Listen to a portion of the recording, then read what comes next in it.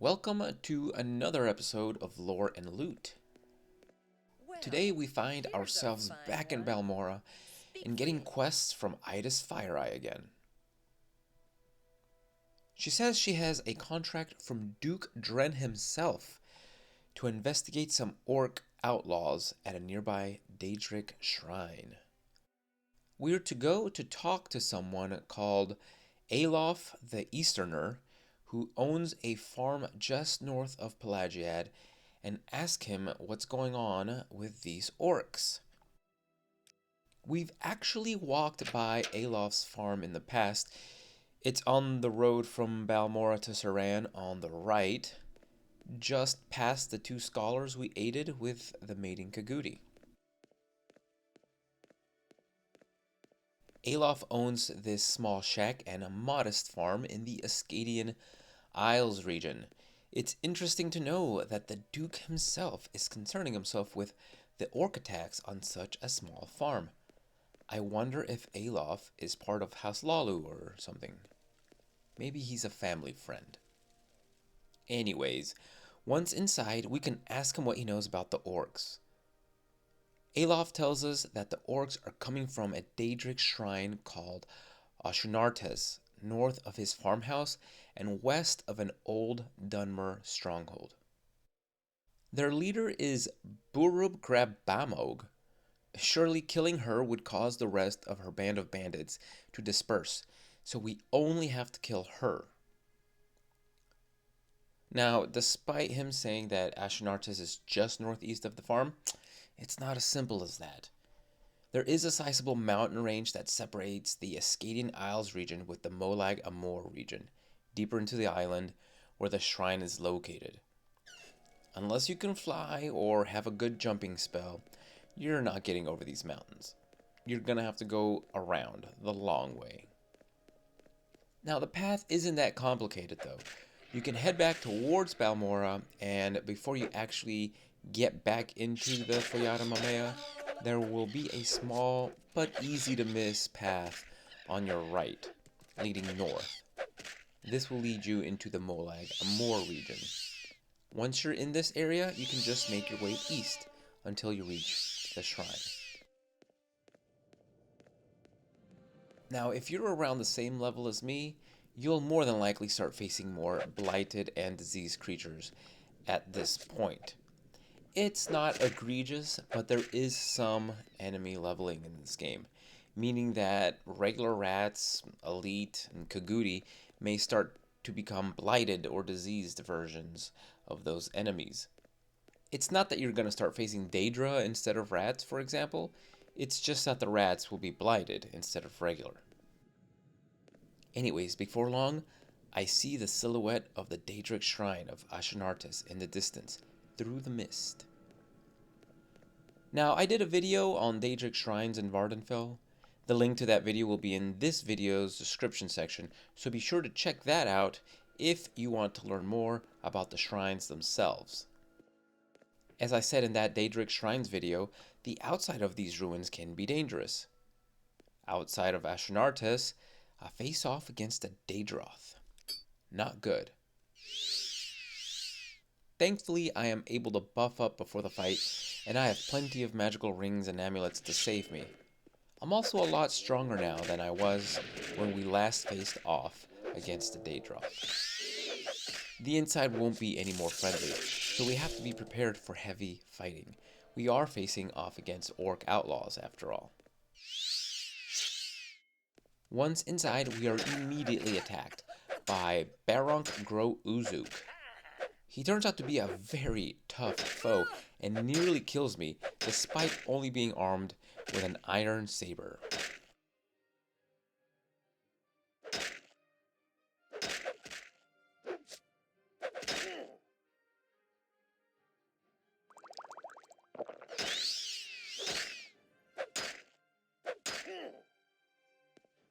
I'll take that orcish gear though, since it's worth a lot of money. We can sell that to Creeper.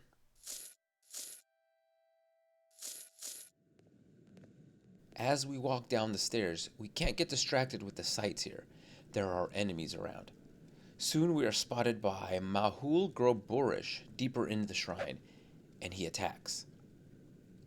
He tries his darndest to hit us with a blind spell, but mostly it's easy to avoid. Even if it hits, it's a pretty low level blinding spell, so it doesn't really do much. Once he's satisfied, he moves in for melee, and that's where he makes his mistake. In his inventory, he has a Master Repair Hammer and a Greater Soul Gem, but nothing else of worth.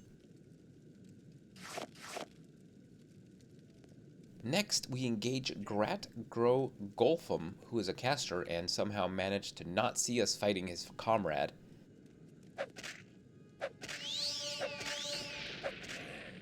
But now, here's where we run into some problems.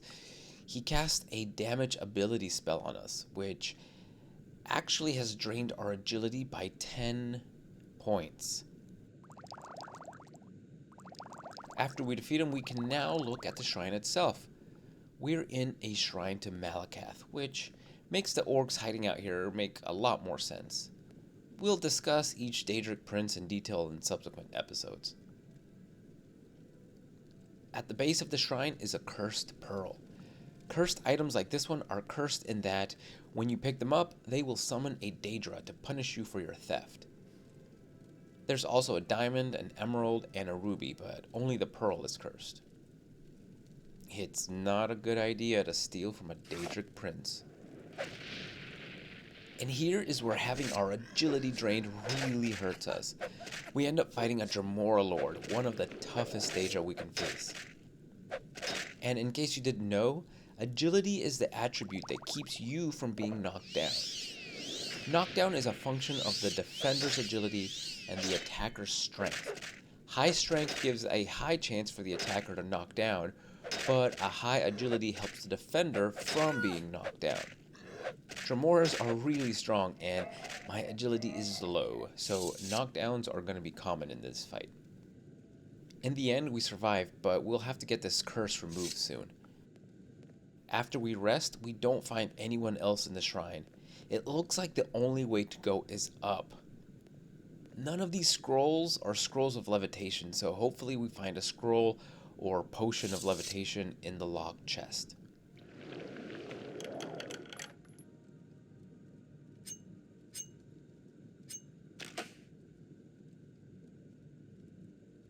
Nothing. Now, I know a levitation spell, but I don't have enough magic points to cast it, so looks like I'll have to go back to town to get a spell to fly up there. Nah, I'm just kidding.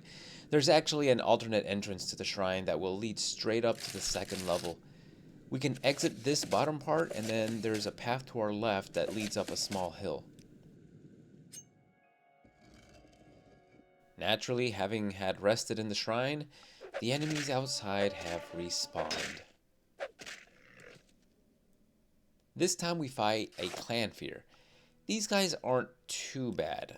They're melee heavy, and I would rather fight one of these than another Daedroth. Up ahead is a Fire Atronach. These are the weakest of the 3 types of Atronach we encounter in Morrowind. Not too hard. Ahead is a Guar, but more importantly, there is also a Frost Atronach. Frost Atronachs are stronger than the fire ones, but as a Nord, we have a 100% resistant to frost, so basically this guy is a joke.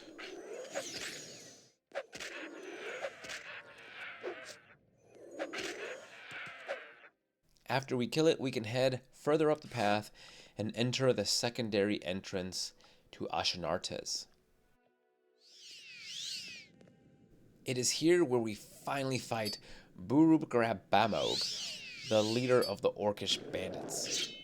Honestly, not too tough as long as you can get the first hit in. After doing a bit of healing, we can look around to see if there's anything interesting like treasure. Sadly, there is not. Annoyingly, the enemies have respawned again outside, but no worries, we can kill them for experience and head back to Balmora.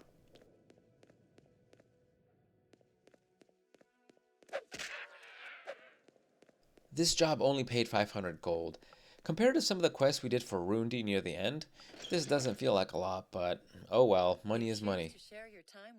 I'm heading back to my home to put away my books, and later I'll head to Caldera and sell this orcish armor to Creeper, probably train up some of my skills, maybe buy some new armor if I find anything better than this silver chest piece, but I probably won't. And then I'll get my agility cured, and then I'll prepare for my next fighter skill job. And that does it for this quest, Alof and the Orcs. I hope you enjoyed this episode of Lore and Loot. See you next time.